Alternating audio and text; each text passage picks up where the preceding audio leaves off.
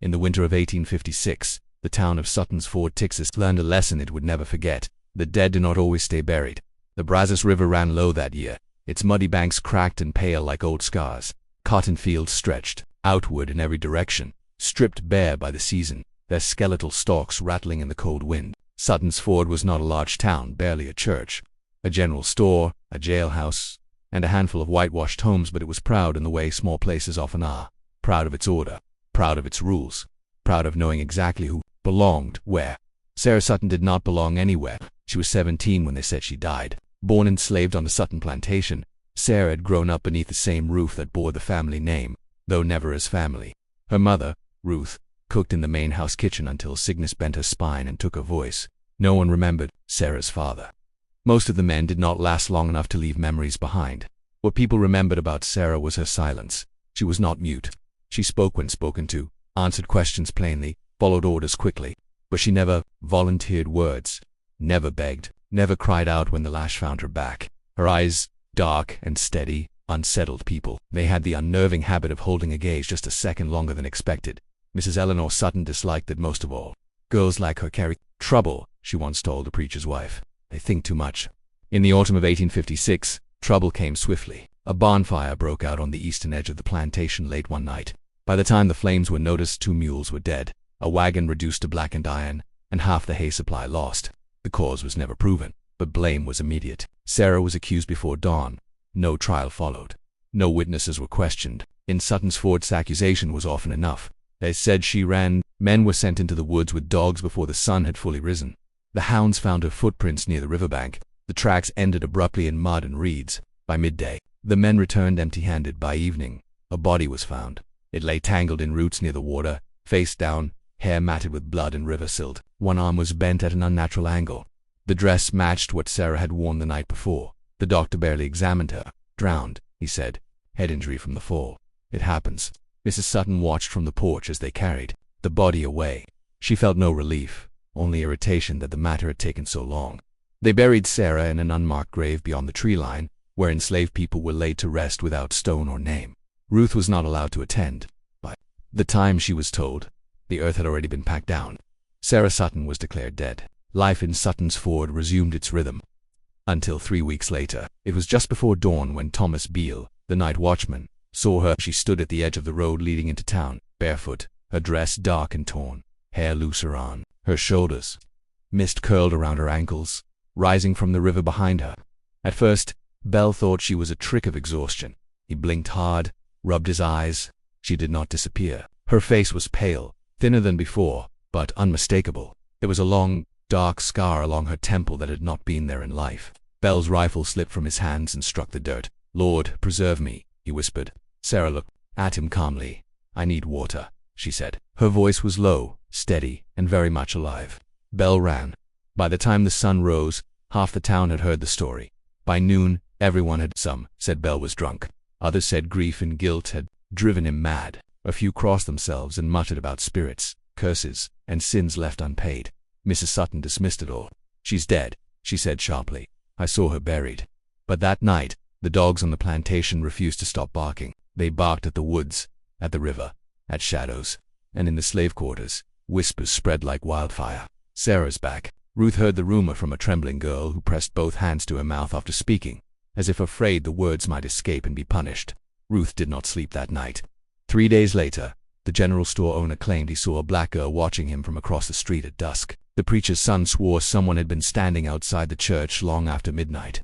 A child screamed upon seeing muddy footprints leading up to their front door, then stopping abruptly. Always the same description, same height, same eyes, same scar. Fear crept into Sutton's Ford in a way no fire or flood ever had.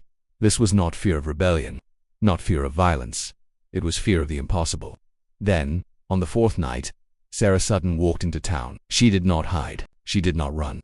She walked straight down Main Street as lanterns flickered to life, her posture calm, her expression unreadable. People froze where they stood. A woman dropped a basket of apples that rolled uselessly into the dirt.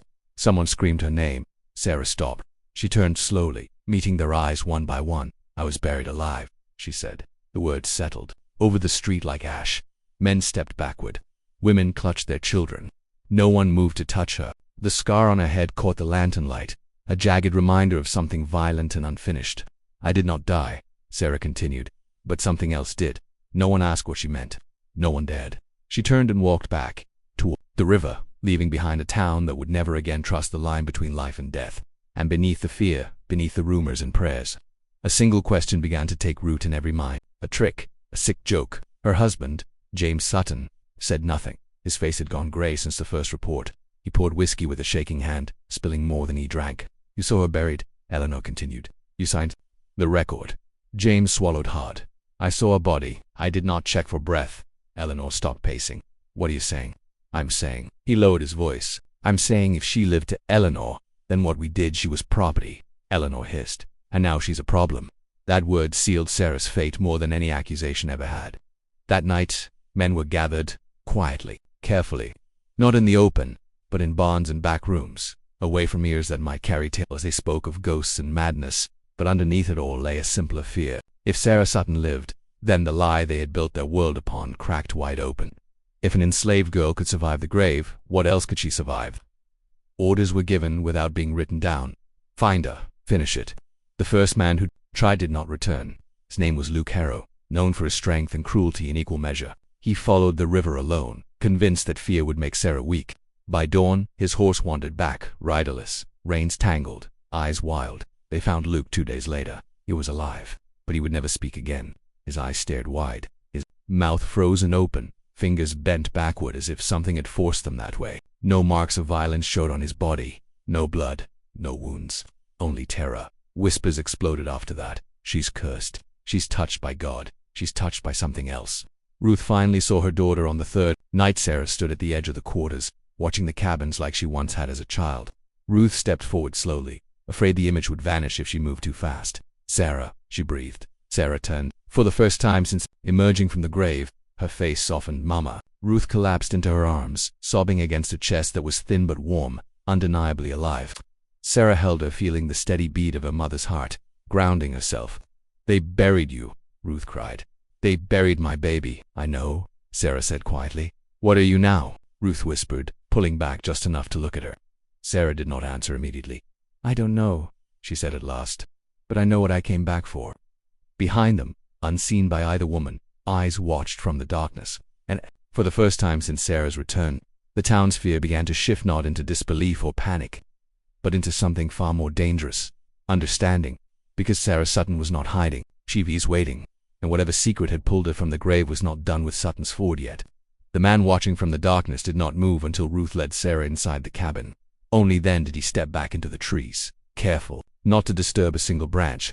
His name was Elijah Moore, though no one in Sutton's Ford ever used it, and to them he was simply the drifter, a half-forgotten presence who moved along the riverbanks and slept where the land allowed it. Elijah had seen Sara crawl out of the grave. He had been trapping muskrats that night when the earth moved. At first he thought it was an animal digging, then the soil split open and a hand emerged, bloody, shaking, alive. He had watched in silence as she pulled herself free, gasping like someone reborn into pain. He had not spoken. He had not helped her, not at first.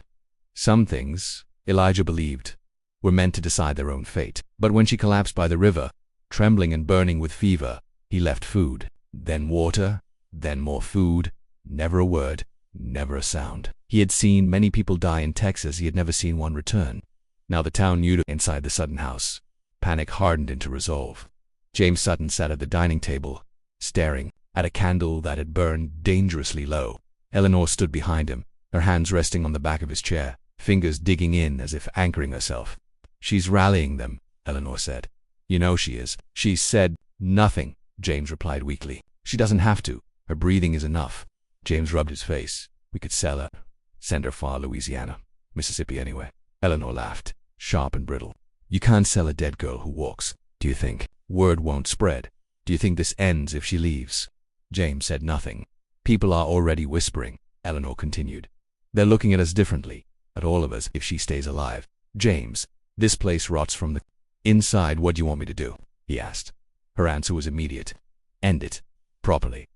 Publicly if necessary. That same night, the men came again, this time in greater number. They did not bring dogs. They did not bring torches. They brought rope and iron and a certainty born of fear.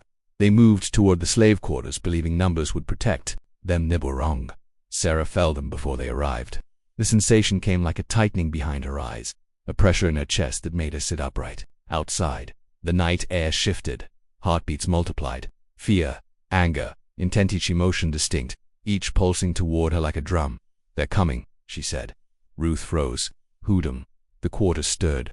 People whispered. Scrambled, hid children beneath floorboards. No one asked Sara what she meant. They believed her without question. When the men stepped into the clearing, lantern light revealed Sara standing alone. She did not hold a weapon. She did not shout. She simply waited. "Gil," one of them called, voice tight. "You're coming with us." Sara tilted her head slightly. "I already did that once." A murmur rippled through the group. "Don't listen to her," another snapped. "She's sick in the head." Sara took one, not crushing, controlling. Then, as suddenly as it began, the pressure lifted. The men scrambled away, dragging each other, leaving lanterns and weapons behind. None of them looked back. Sara swayed. Ruth caught her just in time. By morning, Sutton's Ford had changed forever. People no longer spoke of Sara as a ghost. They spoke of her as something worse, a reckoning. The preacher prayed longer than usual that Sunday, his voice trembling. The doctor refused to leave his home. James Sutton locked himself in his study and drank until his hands stopped shaking. Eleanor Sutton did not pray. She watched and she planned. Sara, weakened by the night's exertion, rested near the river, Elijah keeping silent watch from the trees. He finally stepped forward as she stirred. "You shouldn't keep doing that," he said softly. "Whatever it is you're touching, it's burning you." Sara studied him. "You knew I was alive." "Yes, you didn't stop them, no." She nodded once. "Then you understand." Elijah met her gaze. "I understand enough to know this doesn't end with fear." Sara looked toward the Sutton house, its white walls glowing in the distance. "No," she said. "It ends with truth." And somewhere deep beneath the soil of Sutton's Ford, something ancient and patient seemed to listen. Truth arrived, quietly, the way storms often do before anyone notices the wind. Sara woke just before dawn, her body heavy, her mind sharper than it had ever been. Nariva whispered beside her, steady and indifferent, as if it had always known she would return. Elijah sat nearby, feeding a small fire, his movements slow and deliberate. "They won't stop," he said without looking at her. "I know," Sara replied. "They'll come differently next time. Smarter, quieter." Sara sat up, the ache in her bones flaring and then settling again. "They've already tried quiet. They've already tried dead." Elijah nodded. "Then they'll try to erase you." That word lingered. Erased. Later that morning, Sutton's Ford woke to a strange sight. Sara walked openly through town, not hiding, not watching from shadows. She moved past the general store, the church, the doctor's home. People froze where they stood. Some crossed themselves. Others turned away, unable to reconcile what they saw with what they believed. She stopped at the jail. Sheriff Caldwell stepped out slowly, his hand hovering near his gun, sweat gathering at his temples. "You shouldn't be here," he said. "I was here before," Sara replied. "Before the fire. Before the grave." Caldwell swallowed. "You're causing unrest." "I am the unrest." She stepped closer. Caldwell felt it then, the pressure behind his eyes, the weight in his chest. He staggered back, gripping the doorframe. "You know what they did?" Sara said quietly. "You watched. You signed papers. You let them bury me." "I thought you were dead," he whispered. "So did I." The jailhouse seemed to breathe around them. "I want records," Sara said. "Names, dates, sales, burials." Caldwell shook his head. "You don't understand." "I understand perfectly," she interrupted. "If I am impossible, then so is your order. And impossible things expose lies." She turned and walked away, leaving the sheriff shaking, his certainty cracked, beyond repair. That afternoon, James Sutton finally broke. He rode hard toward the river, desperation driving him faster than sense. He found Sara sitting beneath the cottonwoods, Elijah nowhere in sight. "You should have stayed dead," James said hoarsely. Sara looked at him with something close to pity. "You should have let me live." James dismounted, his hands empty, but his eyes wild. "Would he want the truth?" "There is no truth that fixes this. There is truth that ends it." James laughed, hollow and broken. "You think people will listen to you? You think this ends with confession?" Sara stewed. "You buried me alive," she said, her voice calm but carrying weight. "You signed my death because it was convenient. And now you're afraid because I survived." James dropped to his knees. "Please," he said. "My wife." "Your wife lit the fire." James froze. Sara stepped closer, her presence pressing down on him until breathing felt like work. "She watched me burn," Sara continued. "She ordered the earth piled on me. She listened while I knocked from below." James sobbed openly now.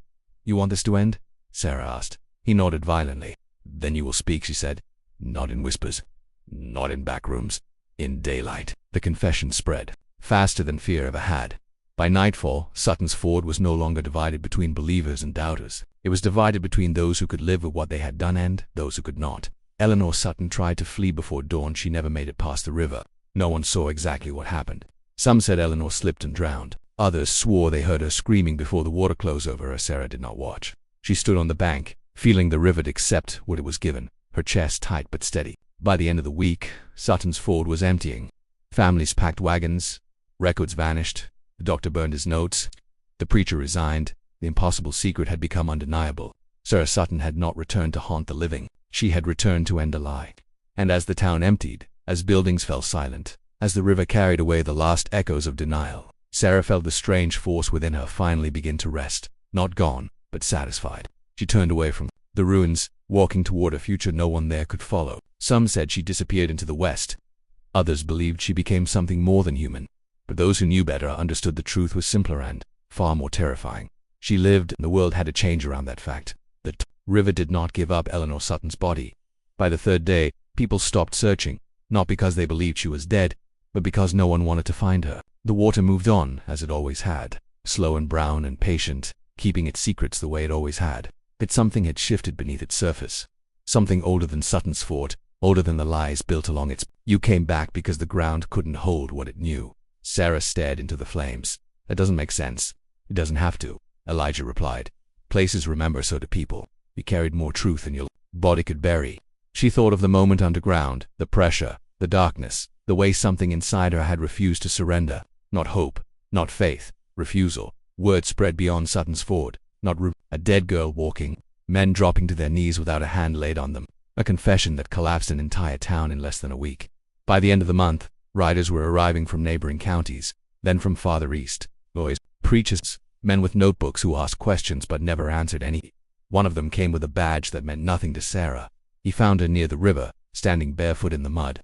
"My name is Thomas Hole," he said. "I represent interests that would like to understand what happened here." "There's nothing to understand," Sara replied. "People lied. People died. Truth came back." Holly smiled thinly. "That's not how the world works." Sara met his gaze. "It is now." Holly watched her carefully. "You're dangerous?" "Yes," she said. 2 lies that night. Elijah warned her. "They won't stop with questions," he said. "Men like him don't fear the impossible. They fear losing control of the story." "And if they take me?" Sara asked. Elijah hesitated. "Then they'll try to turn you into proof of something else. A miracle. A monster. A mistake." Sara nodded slowly. "Then I won't be taken." The attempt came 2 nights later. Not from Sutton's Ford, but from outside it. For men, trained, quiet, they moved like people who believed the world owed them answers. They waited until Sara slept, until the fog lay thick enough to swallow sound. They underestimated the ground the moment they crossed the old boundary, where the town had begun to rot. Sara woke. The pressure in her chest returned, stronger now, sharper, as if the land itself tightened around her ribs. She stood. Elisha never saw the men fall. He heard them, breath tearing, knees striking earth, metal dropping uselessly into mud. Sara did not touch them. She did not need to. She stepped among them, eyes reflecting nothing but certainty. "You came to claim me," she said. One man tried to speak. His tongue refused him. "I am not your answer," Sara continued. "I am your consequence." When she turned away, they were left alive but emptied, not broken, remembering. By morning, they were gone. So was Holly. Sara knew then that staying meant turning Sutton's Ford into something else entire. Place of pilgrimage, of fear, of pursuit. The river whispered change, not rest. "I'm leaving," she told Ruth. Ruth held her face between her hands. "You already came back from the dead. Where else is there to go? Somewhere the ground hasn't learned to lie." "Yet," Sara said. They parted at dawn. Sara walked west, following no road, carrying no proof of what she was except the way the land responded to her steps. Elijah watched until she disappeared into the low hills, then turned back toward the river, knowing some stories were not meant to be followed. Behind her, Sutton's Fort faded into history not as a ghost town, but as a warning. Ahead of her, the world waited, and it was not ready. Sara walked for days without stopping, following the river west until it twisted into hills and forests she had never seen. The ground under her feet seemed to hum, almost responding to her presence. Every step carried memory of the soil she had clawed through, of the people who had buried her alive, of the fear she now wielded without touching anyone. Elijah had warned her that her return was not just a miracle, but a burden. She felt it in every movement, the pulse in the earth, the way the trees bent slightly toward her, the way birds fell silent when she passed. The impossible secret that had brought her back was not her own. It belonged to the land, to the blood soaked into it, to the countless injustices buried alongside her. By the third night, she camped in a clearing where the moonlight barely reached. The ground shadows twisted unnaturally, as if alive. Sara knew she was not alone. She did not need to see them. She could feel their approach, their intent, their disbelief. 2 men stepped from the tree. They were not from Sutton's Ford, nor did they carry the arrogance of local authority. Their movements were precise, measured, and deadly. The taller one, cloaked in a dark coat, spoke first. "You are Sara Sutton," he said. His voice was calm, but there was steel beneath it. "I am," Sara replied, her tone quiet, almost indifferent. "You've been reported alive," he continued. "People claim impossible things have happened in your presence. Death cannot explain you. Science cannot explain you. And yet here you are." Sara studied him. The second man remained silent, holding a small notebook, pencil poised as if recording every detail. "They wanted to bury me," Sara said softly. "They thought it would end the truth. But the earth does not obey them, nor does it obey you." The first man laughed lightly, a sound that carried both curiosity and caution. "You think this is about obedience? We don't care about Sutton's Ford, we care about what you are, what you became when you returned." Sara's eyes narrowed. "I am what I always was. Alive. Watching. Remembering." The second man took a cautious step forward. "We've studied phenomena like this. People returning from death. Not all survive. Those who do," Sara cut him off, voice sharp. "Survival does not make you powerful. It makes you accountable. And I am accountable to the lives you have silenced, not your notebooks, your theories, or your experiments." The 2 men exchanged a glance. There was fear there, thinly masked. They had studied her case, followed the rumors, and yet they could not prepare for her presence. "You can't stop progress," the taller man said finally. "You can't stop what people will do when they understand your condition." Sara smiled faintly. "I never wanted to stop progress. I want to stop the lies it is built upon." Without warning, the ground beneath their feet seemed to shift. Roots moved like serpents, mud rose along their boots, and the forest fell silent. Sara's gaze swept the clearing, and the men flinched. "You wanted an answer?" she said. "You have one, but you won't like it." The taller man raised his hand as if to strike, but the earth responded. The ground erupted in a small tremor beneath his feet, knocking him off balance. Sara stepped forward, and instinctively the second man dropped to his knees, clutching at the dirt. "Do you understand now?" she asked. "Death does not define me. Fear does not define me. The land does. And the land remembers everything." They scrambled backward, tripping over roots, knocking notebooks and pens to the ground. The tremor subsided as Sara withdrew a single step, letting the forest breathe again. The men scrambled, looking at her as if she were a force of nature itself. Sara turned her back on them, walking deeper into the hills. "Tell the world what you've seen," she said over her shoulder. "But remember this, the truth you report will never be mine to control, only to reveal." The 2 men staggered back, shaken beyond reason.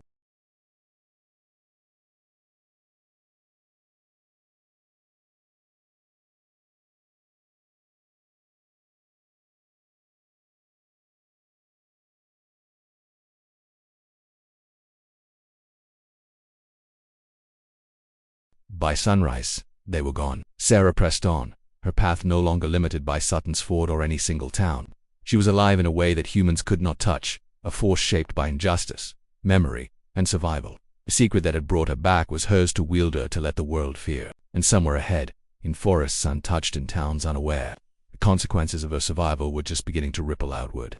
Sara moved through the hills like a shadow, silent and deliberate. The forest seemed to part before her, and animals froze in her presence, as if sensing the difference between the living and the returned.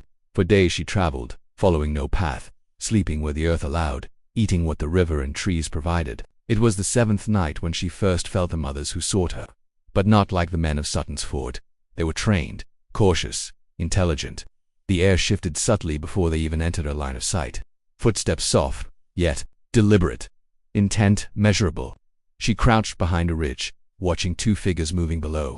One was tall, thin, and carried a strange device that hummed faintly, wires coiling across its surface. The other was a short man, wide-eyed, notebook in hand, scribbling furiously as they advanced.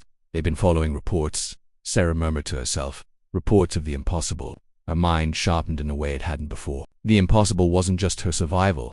It was the memory, the clarity, the way she could sense intention, predict motion, and feel fear like a living pulse. The taller man knelt, placing the humming device on the ground. A low hum rose into the night, vibrating through the soil, through the roots, through her body. It was designed to detect life, the heartbeat, the warmth. Sarah's heart beat normally, yet the device responded with an intensity no human being should produce.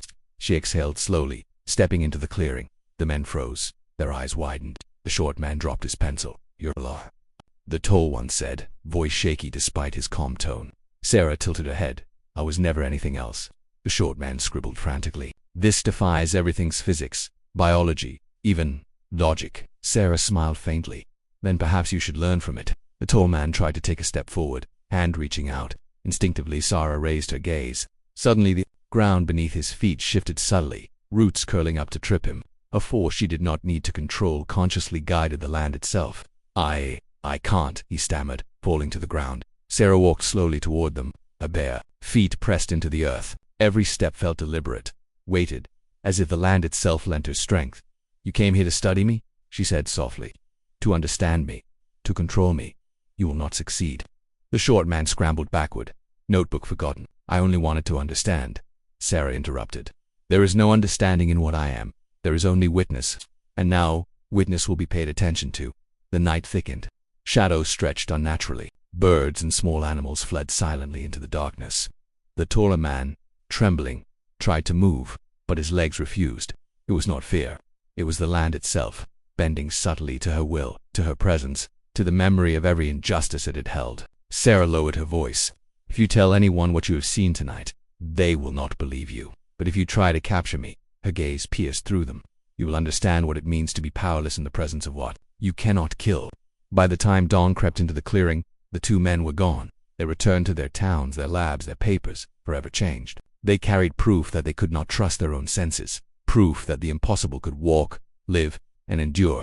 Sara watched them disappear, then turned west again. Each town she passed whispered of her existence, some calling her a ghost, some a witch, some a miracle. She ignored them all. Her path was not for legend or fear, it was for truth. And the world she had once known, the world that had buried her, had no idea what was coming. The land remembered her, and so did she. Sara moved silently through the dense forests, her bare feet pressing into the mossy ground. Each step was deliberate, each breath measured, as if the earth itself whispered secrets only she could understand. The memory of her grave still lingered in her bones, the weight of soil, the cold, suffocating darkness, the sharp panic that clawed at her lungs. But that memory was not fear anymore. It was power. She had survived what no human should survive, and that survival had awakened something ancient within her. By the 8th day of her journey west, Sara sensed them before she saw them. A group of men and women moved through the trees, not stealthily like the last pursuers, but with precision, discipline, and a chilling intent. These were not local townsfolk. These were professionals, hunters, scholars, men and women who had devoted their lives to capturing the extraordinary, documenting the inexplicable, and bending it to their will. They carried tools she had never seen, instruments that hummed, vibrated, and glowed faintly. Responding to the faint pulse, she emitted an echo of life she could neither fully understand nor control. One of them, a tall woman with stiff hair and sharp eyes, stepped forward, scanning the clearing as though it were a lab. "She's here," the woman whispered, her voice carrying authority. "The girl who survived death. The girl they say is impossible." Sara stepped out of the shadows. She had no weapons. She did not need any. Her presence alone seemed to bend the forest to her will. Birds froze mid-flight. Deer halted, staring with wide eyes. Even the wind held its breath. "You looking for me?" Sara said softly, her voice carrying both calm and inevitability. "Why?" The woman tilted her head. "Because what you are is beyond science, beyond faith, beyond comprehension, and the world will not tolerate that." Sara's eyes narrowed. She had heard this before. People feared her, wanted to control her, wanted to use her. But now, she understood something deeper. The world had always been unprepared for truth, and truth, once revealed, demanded reckoning. Another man stepped forward, holding a strange metallic device that vibrated faintly in his hands. "We can study you," he said, almost reverently. "We can document every heartbeat, every pulse, every neuron firing. We can understand. You cannot," Sara interrupted. "You do not understand. You never will. And I will not allow it." The device pulsed, reacting violently to her presence. Sara felt it, a hum that resonated in her chest, in her bones, in the very marrow that had once been buried beneath the soil. Her body reacted instinctively. She did not touch the machine, and yet the wires coiled, sparked, and then fell silent. The forest seemed to pulse with her anger. Roots shifted, the earth trembled, and the instruments these people had relied upon failed without explanation.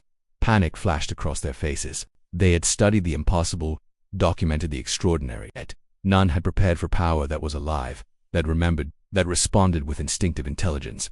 Sara took a step forward. "You came to study me," she said, "to cataloging me, to prove the impossible exists. But I am not a specimen. I am the witness of all the wrongs buried here, and I carry them with me." The tall woman's hands shook. "We can contain it," she said. "We can control it. We can—" Sara raised her gaze. It was calm, but heavy with inevitability. "No, you cannot contain what has already survived death. You cannot control what the earth itself remembers. You cannot escape the consequences of your own arrogance." A tremor ran through the ground. The hunters staggered, instinctively, gripping their equipment. The tremor was not the end, it was just a warning. "You will leave," Sara said, her voice cutting like glass, "and you will carry the truth with you. You will report that what you encountered is beyond your understanding. Or you will remain here, and the land will correct the imbalance you have created." One of the men, desperate, raised a net designed to capture her. Sara did not flinch. She stepped forward, and the net dropped uselessly to the ground, entangled in roots that had moved without conscious thought, as if the forest itself were acting in concert with her will. The tall woman finally stepped back, fear breaking through her composure. "We cannot fight this," she whispered. She is something else." Sara's lips curved faintly. "Yes, something else. Something alive. Something that remembers. The world will understand it, whether they like it or not." By sunrise, the group had fled, leaving their devices, their notebooks, and their fear behind. Sara watched them disappear into the trees, then turned west once more. Her journey was far from over. Each step carried the weight of the impossible, the burden of secrets no human mind could yet comprehend, and the certainty that the world would never again treat life and death as simple absolutes. Ahead, beyond the hills and the forests, lay towns untouched by her presence, men and women unaware of what walked freely among them, and she would continue to walk, not as a ghost, not as a weapon, but as a reminder. The impossible had returned, and it would not be silenced. Sara had traveled far beyond Sutton's Ford, beyond hills and forests that whispered her name, into valleys untouched by the towns that had once tried to bury her. The world seemed vast, but she sensed every heartbeat of those who sought her, every whisper of fear carried by the wind. It was on the 9th night that the first full-scale attempt came. Not a few hunters, not curious scientists, but a coalition. Men and women who had, unaware of what walked freely among them. And she would continue to walk, not as a ghost, not as a weapon, but as a reminder that impossible had returned, and it would not be silenced. Sara had traveled far beyond Sutton's Ford, beyond hills and forests that whispered her name, into valleys untouched by the towns that had once tried to bury her. The world seemed vast, but she sensed every heartbeat of those who sought her, every whisper of fear carried by the wind. It was on the 9th night that the first full-scale attempt came. Not a few hunters, not curious scientists, but a coalition. Men and women who had studied the reports, who had followed rumors and whispers, who had sworn to capture the impossible and bend it to human will. They moved like shadows across the land, instruments glowing faintly, ropes and chains strapped across shoulders, nets and collars designed to hold the extraordinary. Sara stood in the clearing of an abandoned settlement, her body tense, senses sharp. She could feel them before they emerged, not the fear of ordinary humans, but the precision of trained mindsmen and women who would not hesitate to kill if necessary. They entered the clearing silently. A man with a notebook scribbled quickly, his eyes wide.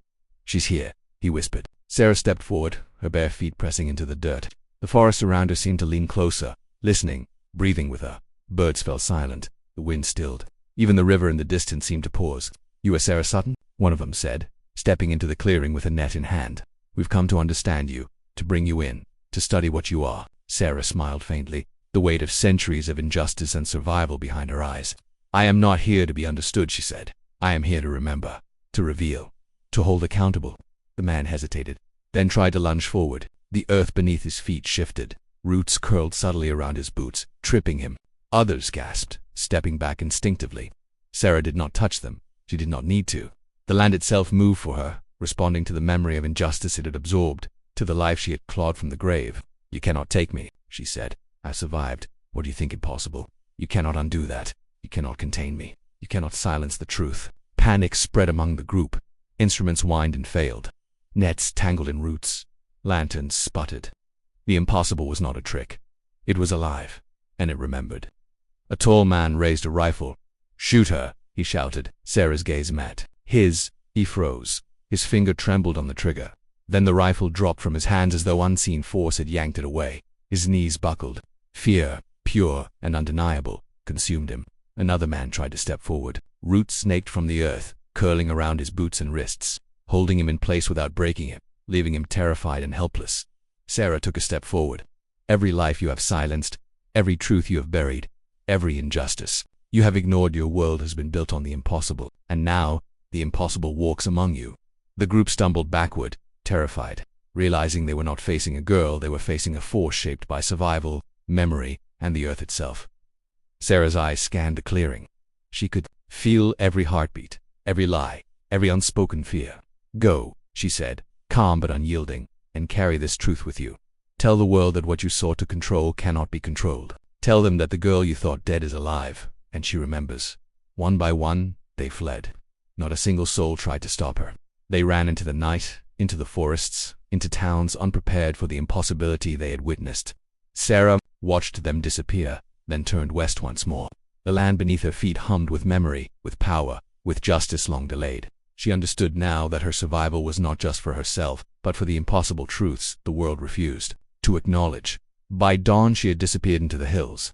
No town, no road, no human hand could reach her, and yet the ripples of her presence spread far beyond the forests, reaching towns, cities, and people who would never forget the impossible girl who had returned from the grave. She walked not as a ghost, not as a legend, but as a living reminder. Death does not claim what has not been surrendered, and the world will answer for every life it silenced, every truth it buried. And somewhere, in the distance, the world began to notice. The impossible had returned, and the reckoning had only just begun. The sun rose slowly over the distant hills, a pale smear of light across a sky that still carried the last traces of night. Sara walked through a valley where the morning mist clung to every rock, every tree, every blade of grass like a veil between worlds.